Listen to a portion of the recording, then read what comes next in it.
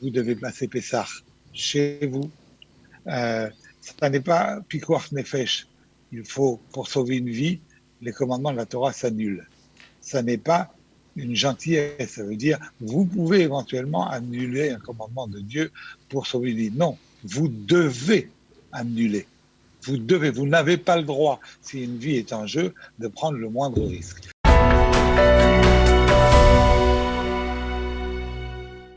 Bonjour Marc. Bonjour. Donc ravi de vous accueillir ce matin, voilà, en cette veille de fête. Alors comme à notre habitude, nous avons des questions à vous poser. Alors on va peut-être commencer par ça, vous êtes d'accord ? Bien sûr. Eh bien, très bien. Donc, nous avons un habitant de Natania, enfin une veuve avec ses 4 enfants qui se bat pour obtenir la pension de réversion de son mari. Elle a obtenu ses droits avec le Bitoire Leumi en Israël, mais elle a des difficultés à percevoir justement cette réversion concernant la retraite de son mari. Que peut-elle faire ? Alors, d'abord, un conseil général.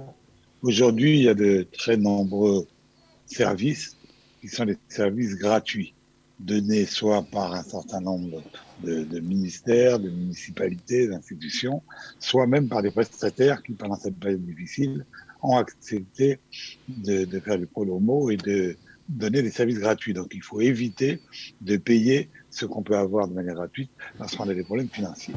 Alors, au sein du Bitoire Leumi, il y a une spécialiste des conventions internationales entre la France et Israël, qui s'appelle Madame Hana Emmanueli Zlusker, et elle reçoit normalement, sans rendez-vous, quand il n'y a pas le corona, de 9h à midi, le dimanche et le jeudi. Donc on peut la joindre actuellement sur le site du Bitoire Leumi. Je vous donne ce site, c'est www.btl.gov.il, c'est-à-dire www.btl comme bitoirleumi.gov comme gouvernement.il comme Israël, et tapez Emanout Ben Leomiot, c'est-à-dire les accords internationaux.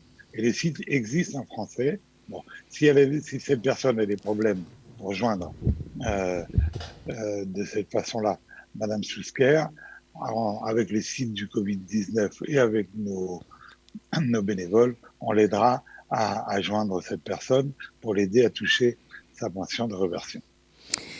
Alors, merci pour cette réponse. Marc, on a une autre question. C'est une famille de nouveaux immigrants qui vient d'arriver en Israël. Elle a un enfant malade qui est hospitalisé et elle demande de l'aide pour Pessah. Que peut-on faire pour cette famille ?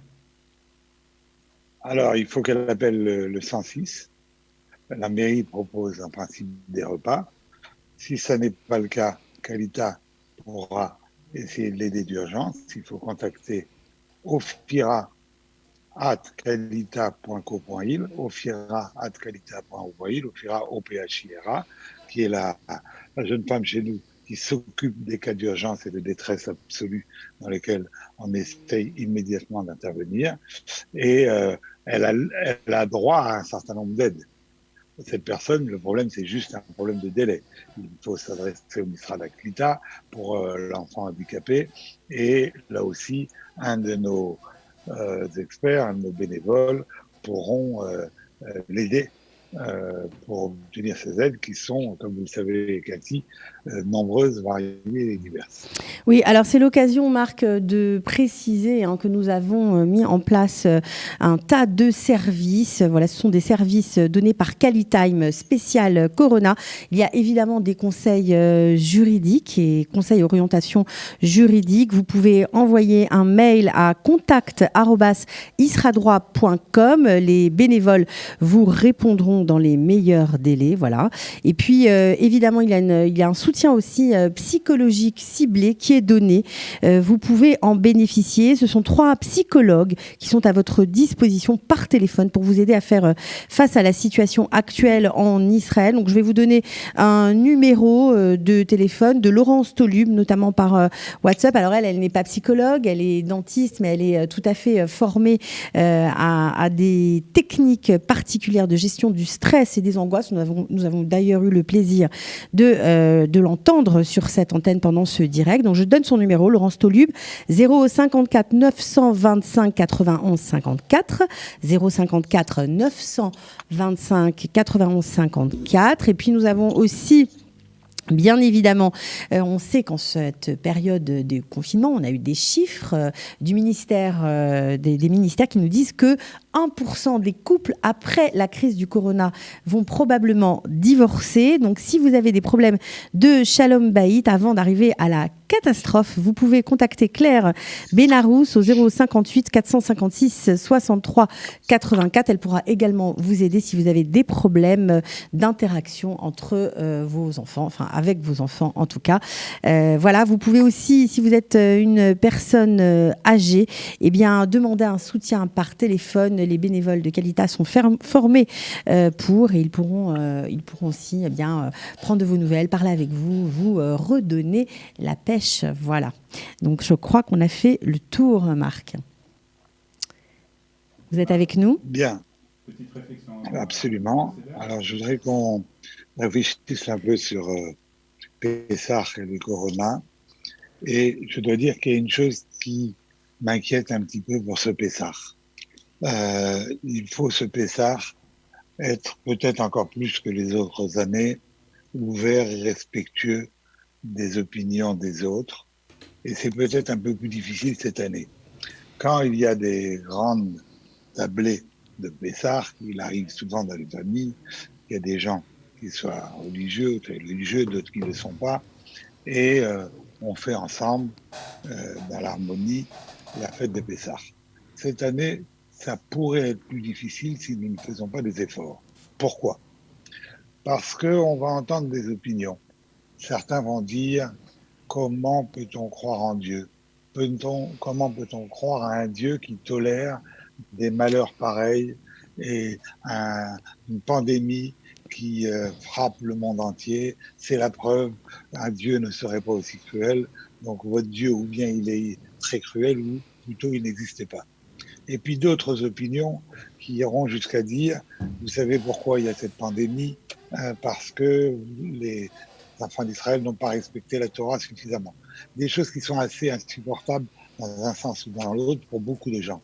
Il faut être respectueux des autres, ouvert, bien sûr, se battre sur le terrain des idées, mais pas contre les personnes. On va également entendre, malheureusement, c'est la faute des ultra-orthodoxes, puisque la moitié aujourd'hui, ou presque, des malades du corona en Israël viennent de ces milieux. D'un autre côté, il y a des raisons tout à fait objectives pour lesquelles ces gens ont été plus frappés que d'autres, et on est également triste pour eux, parce qu'ils ont des moyens de communication désuets, ça va peut-être changer, ils ont perdu des jours et des jours de ne pas avoir compris, de ne pas avoir été informés de l'importance de la maladie, du virus. À Bnei Brak, il faut savoir que la démographie de Bnei Brak est épouvantable, c'est 2 fois la démographie de Gaza, donc il y a des petits appartements où les gens sont très nombreux, donc ne pas se refiler malheureusement le virus était très difficile. Bon, bref, à l'inverse, ces gens de Bnei Brak sont furieux contre le maire d'à côté qui a fait poser par l'État une barrière physique entre Bnei Brak et le reste du monde. Autrement dit, il y a des possibilités de tension. Il est très important de désamorcer cette tension dans une société israélienne qui est une société magnifique, extraordinaire, où on voit à Pessah le meilleur de l'âme juive et l'âme israélienne par toutes les actions formidables de solidarité qui existent, mais qui n'est pas encore évidemment une société parfaite, qui n'est pas une société dénuée de racisme. On a vécu il y a encore quelques mois des épisodes douloureux avec nos frères éthiopiens victimes de racisme. Donc, je lance un appel pour que tout le monde soit cette année particulièrement respectueux et ouvert des uns et des autres et ne pas tenir de propos catégoriques et de propos blessants, mais d'essayer de trouver dans la Haggadah, dans ce démarrage de l'histoire du peuple juif, ce qui nous rassemble. Alors, quelles sont les leçons de Pessah qui sont liées au Corana et à, et à Pessah. Une première réflexion, c'est sur l'hôpital en Israël. Nous remercions tous les jours, nous remercions tous les jours le, les soignants qui font un travail extraordinaire et qui, au péril de leur vie, nous soignent. Quand on est médecin, quand on est infirmier, évidemment, on se donne à son métier de guérir des vies, mais il n'est pas évident du tout que cette mission doive être faite au péril de sa propre vie. Aujourd'hui, c'est le cas, et on est tous admiratifs, laudatifs de voir à quel point le personnel soignant en Israël est formidable. Or, il ne faut pas oublier que ce personnel soignant est en Israël composé non seulement évidemment du personnel soignant juif, mais également d'un important pourcentage de non-juifs, essentiellement des Arabes israéliens, quelques chrétiens israéliens. 25% des infirmières sont, d'après le ministère de l'Intérieur, non-juives, et 17% des médecins. Et ça, c'est quelque chose de très intéressant, et de voir dans quelles conditions ça se passe. Il y a eu quelques interviews de médecins arabes ou chrétiens, par exemple Madame Hayek, qui dirige à Hadassah les infirmiers du service des soins, 250 juifs, elle dirige ce service et elle explique que elle, qui est arabe, elle n'a subi aucun racisme à l'hôpital. À la limite, le seul élément de racisme qu'elle peut entendre chez les patients, mais elle leur dit, vous comprenez, c'est normal, ils sont sous tension et ils peuvent avoir peur d'être soignés par des médecins arabes, mais entre médecins juifs et arabes, entre infirmières juifs et arabes, il n'y a aucun problème. De la même façon, l'interview du professeur Nimer Assi, qui est le patron du département de l'hôpital de Naharia en Galilée et qui est un professeur à Bar-Ilan, et lui aussi qui dit tout se passe très bien, la politique c'est plus ou moins tabou, elle s'arrête à la porte de l'hôpital, mais il y a un travail excellent qui est fait avec nos collègues juifs.